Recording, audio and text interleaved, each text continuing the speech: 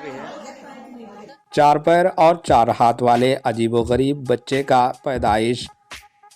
रियासत बिहार के कथार डिस्ट्रिक्ट हॉस्पिटल में एक अजीबोगरीब बच्चे का जन्म हुआ जिसके चार पैर और चार हाथ हैं।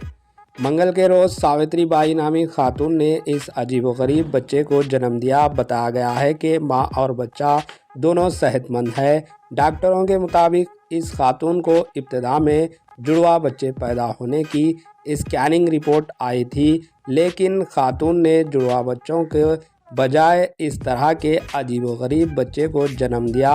इस बच्चे को देखने के लिए कथार के कई इलाकों से लोग हॉस्पिटल पहुंच रहे हैं। Bureau report AHA news.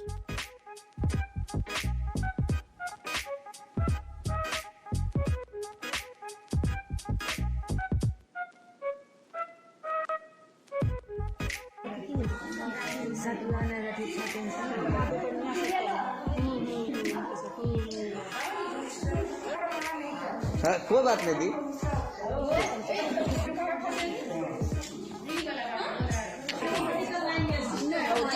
जिंदा भी है।